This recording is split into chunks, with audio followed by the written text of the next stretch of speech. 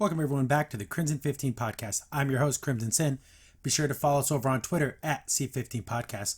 Join the discussion over on Discord, link in description below. And if you're enjoying the reviews, be sure to sub, like, share, and hit that bell for notifications. Podcast character designs done by Demon Artie. Follow her over on Twitter at Artie Demon. You're going to find some amazing artwork, fan art, originals, redesigns, just amazing stuff. So be sure to check her out and give her a like, a follow, and a retweet. Carmen Sandiego, Season 2, Episode 3, the Daisho Caper, and I'm speechless at the fact of how well this season's been going. It's only been 3 episodes, but damn, they're all excellent. They're firing on all cylinders. They're like doing everything that to make the show better. Again, just doubling down on drama, story, background. We learn a lot about Shadow Sun's backstory, and it's sad and it's tragic, and it doesn't have a good ending, so to speak. I am in awe of how well done this is. I just wish other shows could pull this off, but we open up and we start with the edutainment, which I don't mind. I really do like these little edutainment parts, and we have to learn about Japan. Some of the mystical side of Japan was created when the gods dipped a spear into the water. Every time I've heard this story, it was a katana, but I guess in this version it's one of these triple head spear things, and as the drops hit the water back into the ocean, it made the different islands. Every country and culture has its own mythos and everything. They talk about the sumo wrestlers, the cherry blossoms, all very beautiful. And this whole thing was a flashback. It was Shadow-san teaching a lesson to young Carmen when she was a little girl. Then it kind of jumps forward a little bit in time, and it's a little bit older Carmen, and she was still talking to Shadow-san. He's like, you're old enough to learn not everything's a fairy tale.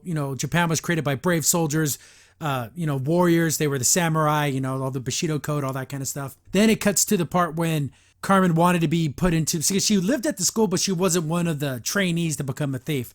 I love this because it plays into the end. Shadow-san is like, is this what you really want? She's like, I want it more than anything in the world. He's like, once you make this decision, you make this step, there's no turning back. And that's true. There's certain decisions in your life, while you can make up for what you did, it doesn't change the fact that you did it. So it cuts to Carmen. They're on the train, in Japan, and she looks around. Shadow-san's gone. So he took off again. He can't stop running off on his own. This guy, I thought they came to an agreement that he wasn't going to do that anymore. Did it anyways. He has personal business. But of course, this is his hometown, his home country. There's probably some deep-seated stuff they don't know about. They go looking for him. They talk about the area. There's not much here, but there is a historical castle with, so Carmen goes there, sees a really cool samurai sword, and it's from the White Lotus. No, and she notices it, tries, gets really close, but one of the curators was like, hey, don't touch the glass. You get fingerprints on it, But Carmen remembers it because that symbol was the same symbol that was on the katana that Shadow-san carried around. And as the curator's talking about it, she goes, is there another like it? And then you can see this guy kind of gets like how did you know? But she's like, oh, you said there's many katanas like that are historically, like this one. It's like, yes, is it the Daisho and the katana? They go together. One's longer, one's shorter. And the samurai would carry 2.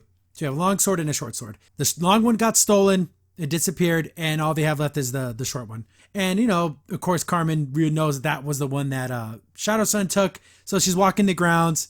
Shadow-san shows up, why did you follow me? And Carmen's kind of pissed. She's like, you're here to steal the other half. You're here to complete your Daisho. If you're going to do things for your personal gain and steal stuff, you're off my team. I don't want nothing to do with you. Rightfully so, because that's not how Carmen operates.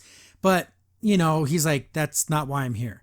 I'm here to return this one. I want to complete the set, but not for myself, but to give it back. And Carmen's like, oh, what's that all about? And he's like, I don't want to talk about it here. I'll tell you, but let's just get off these grounds, because you can tell he said he wasn't comfortable there. So there's something going on. There's some backstory here. And I got to admit, this part's absolutely hilarious. They've been really light on the jokes.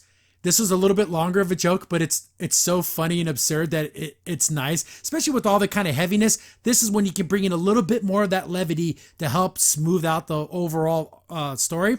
They're at karaoke.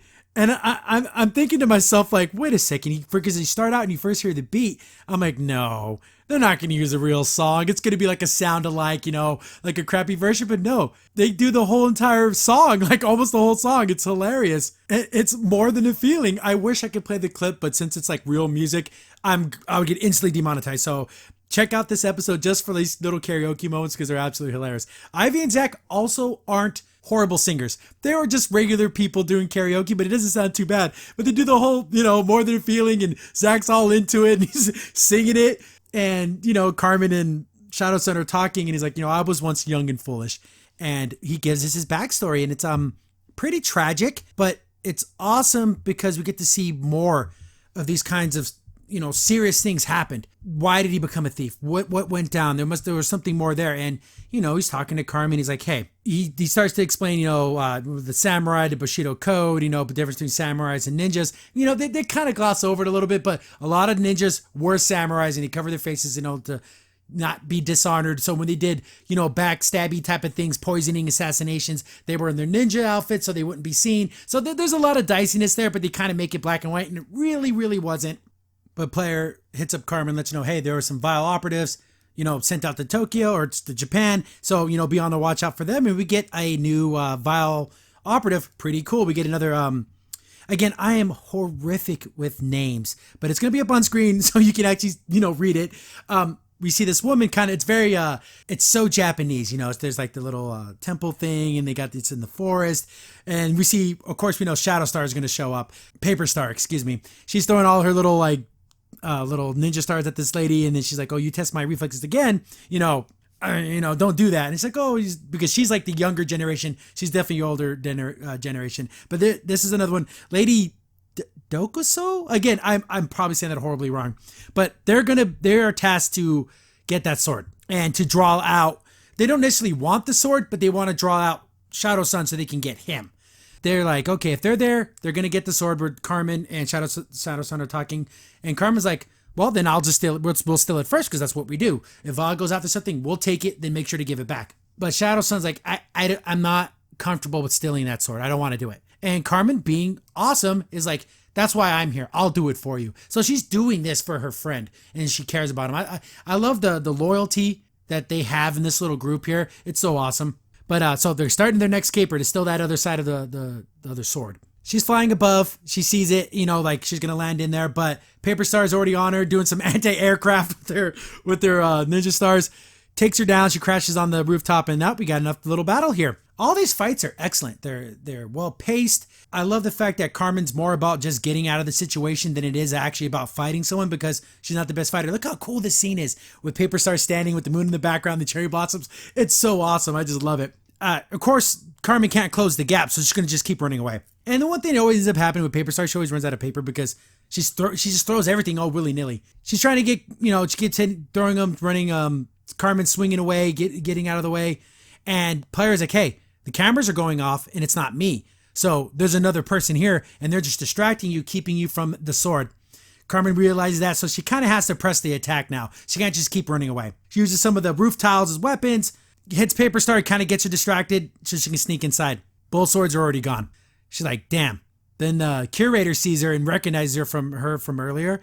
And she's like, who sent you here? And she mentions the name. And she's like, well, no, I work alone. Easily evades this guy.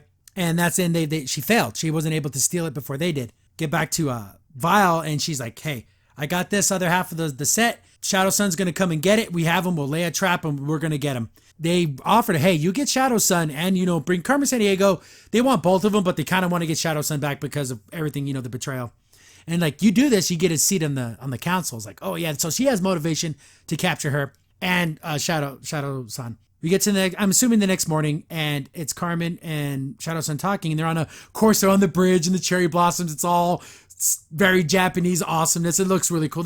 Everything in this episode is so beautiful. Then he starts to lay down all the business. He's like, that guy in the museum, the curator, that was my brother. And then, Carmen's like, damn, he's like, when he raised me, I guess their parents were dead or something happened with them. He's like, my brother was all about the samurai, all about the Bushido code. He had discipline. He had, temperance, all those things that I didn't have. And it shows them when they were younger, when they're doing like their prayers and stuff. But of course, Shadow Sun didn't want to do that. He's a younger guy. He was angry. He didn't have a father or a mother, and he just was pissed off at the world. So he's going to do whatever he feels like is right. His brother's giving tours at the museum and he's pickpocketing people. But they're living he's like, my brother was happy living a scholar's life, which is very little money, but you're doing it for the honor. he gets pissed off and walks out on his brother. I'm going to live on the streets. I deserve more. See, that's the thing. When you start feeling like you deserve more, it's not about deserves. he kind of falls in with like these Yakuza types. They don't use that name, but that's basically what these guys are because they have all the tattoos and stuff. And he bragged about stealing this big ticket item. And that was going to be, those swords that are in that museum. So he went to go steal them, got one of them. His brother got the other half. And he could tell, he's like, he didn't say it, but if I was going to get that other sword, I was going to have to take it from my brother, i.e. kill my brother to get this sword. So he only got one of them and he just took off. So he wasn't willing to kill his brother for it, but he still disgraced the family name by becoming this thief. After Carmen hears all this, she's like, damn, that kind of sucks. And he's like, I've done so much wrong. I have to do what's right. I have to get that other sword back and bring it. But Carmen's like, it's a trap. They're setting you up. And he's like, if I don't come back, basically if I die, give this sword to my brother. Maybe this can be, it's the least I can do. Everything I just explained, did this sound like a little kid's cartoon show? This could be the plot of a John Wick movie. It's done seriously. It's done with love and care for the characters. And that's all I want. Just because something's a cartoon doesn't mean it can't have real moments. This conflict between two brothers is a real thing. It may not be as fantastical as stealing samurai swords and stuff, but there is fractures in families and decisions that we make have lifelong consequences. I love this show. Man, season 2 is so good. And I love the use of color because in this downtown Tokyo area, it's all purples and blues and, very neon colored, but everything that's happening is kind of sad and morose, so it should be darker. I just love how they did the juxtaposition of the color alongside a sad story. And he knows that it's going to be in this downtown club. And that's where they're going to keep the sword. It's either going to be in one of the lockers or it's going to be on one of the people. We get to this club and we get the traditional, club goons and stuff. And they're waiting for Shadow Sun to show up. And they're like, hey, I heard Shadow Sun once, beat 15 guys at once. Oh, he took down this one guy using nothing but chopsticks. Like, oh, those are all just legends. Remember, they keep bringing up legends. It's like, oh, those are just legends. He's just a man. And she's like, believe everything you've heard about Shadow Sun. Just do not underestimate him. Then we get another karaoke scene. Again, I wish I could play the songs because I actually really like the song. It's Elvis Presley's Suspicious Minds. And it's like the real version. It's so great. This guy's singing it and everything. And the song Suspicious Minds, it all just plays into Carmen Sandiego. It's awesome. Shadow Sun just walks in, like right through the front door. Doesn't sneak in or anything. So all the bad guys are like, oh, they're getting ready to grab their weapons. But during this whole time, there was a lady walking by dropping off like their food and stuff, and she was collecting all their weapons the whole time, and it was Ivy, and Carmen was grabbing all their stuff, and just so they're gonna have to fight hand to hand, or at least Shadow Sun is the only one with a weapon, and they're like, oh crap, he's gonna kill us all. And Shadow Sun, in true awesome Bushido badass style, he draws the sword, and he's like, oh, you think I'm gonna sully the honor of this blade using it on you? So he puts it away and he's going to fight him hand to hand because the sword is too honorable to even be used against these scumbags. That's so awesome. And they're like, yo, you arrogant fool. They start to attack him. But of course, he's Shadow Sun. He's whooping that ass. And this whole time, Elvis Presley's playing in the background. It's one of the coolest fight scenes ever just because of that little touch just makes it that much more amazing. I just absolutely love this scene. Cut back to Carmen and she's searching all the crates for the sword. She's using her, I don't know how it's even could detect it through the boxes, but whatever. And she opens it and Paper Star's in there. So Paper Star versus Carmen again. They get these fans. They start having a little fan battle. Very dynamic, very quick and fast. These action scenes are done so well. Carmen ends up getting the sword away from her, and Carmen's not interested in a fight. She just wants to get the sword and get the hell out of there. Straight up Batman style, uses her grappling hook to get out of there. Paper Star grabs onto her, and they both crash to the ground. Get back to the Shadow Sun's fight. And he ends up breaking the karaoke machine so the music stops. And yeah, he just totally kicked everyone's butt. And then What's-Her-Face attacks him with her umbrella, but he's just badass, He says, what was he fighting, 5-on-1? She ends up just kind of standing there, kind of retreating. The other guy tries to attack him with his own sword. And he picks up the 2 chopsticks and he uses those to beat this guy. They show, he throws one of them at him and it hits him and breaks.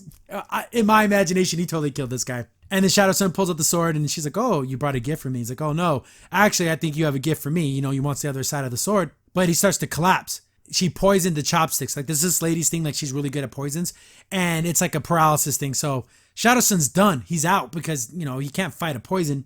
Back to Carmen. She starts to run away. And this part's a little weird. How did they know this was going to happen? This is probably the worst part of the episode. They get to a ledge. There's nowhere else to go. Paper Star's there. Of course, she's a crap talker just as much as Carmen is. She is too.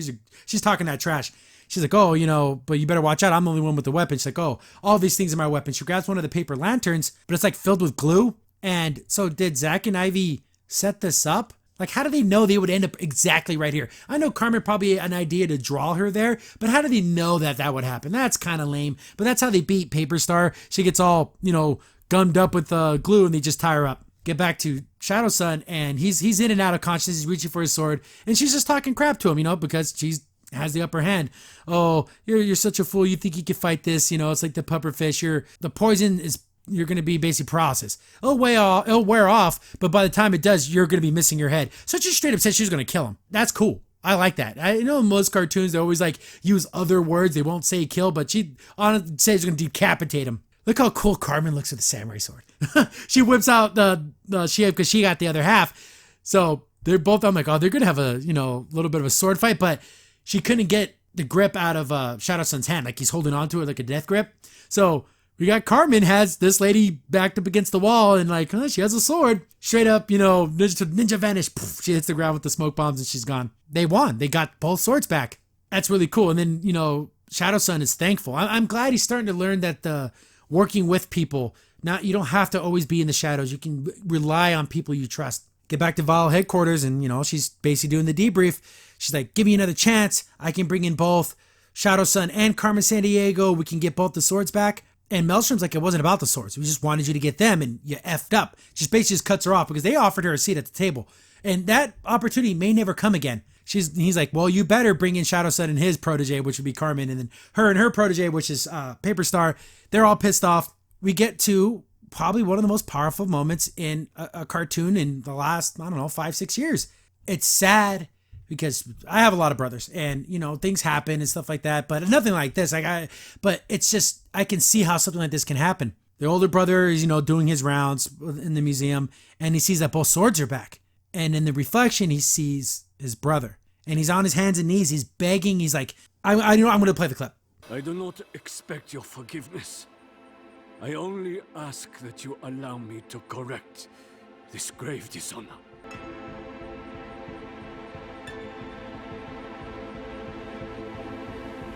And he just leaves him there. He took the swords back, but he didn't forgive his brother. Whew, damn. I just assumed that he was going to accept his brother, but he didn't. I mean, how real is that? To even do that. We get to Carmen, Zach and Ivy are at the train station, and Zach's like, hey, do you think Shadow Son's going to show up? And Carmen's like, I hope he doesn't. I hope he, because if his brother would have accepted him back, he would have just stayed. And he would have, left this life of whatever, thieving behind. But as the train pulls up, she looks over and there's Shadow Son. And without any words, she knows that the brother rejected him. And she says this little speech at the end too that's just like, oh, it just hits you right in the heart. I'm not sure what's worse, not knowing your own family or not being able to return to the family you know. Shadow Son chose a road, and there's no turning back. Bravo. And here's a clap warning. Amazing. This whole plot could have been the plot of a really cool movie. Not some cartoon show on Netflix.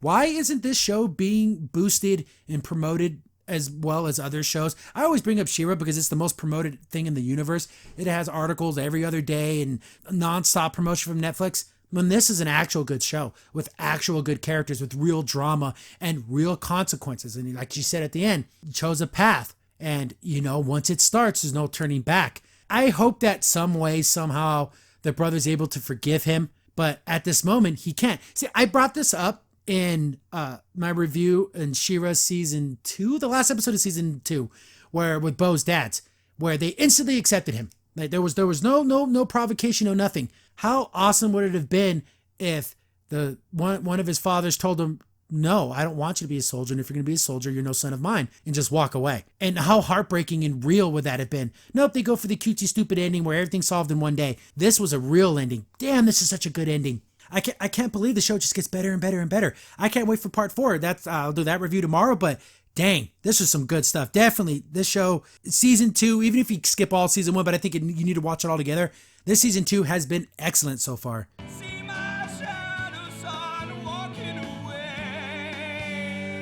Crimson Saint here. Thanks for watching the video. If you're enjoying the content, be sure to sub, like, share, and hit the bell for notifications so you don't miss a single upload. If you have any tips or story ideas, hit us up on Twitter at C15Podcast, or better yet, join our Discord server, link in the description below.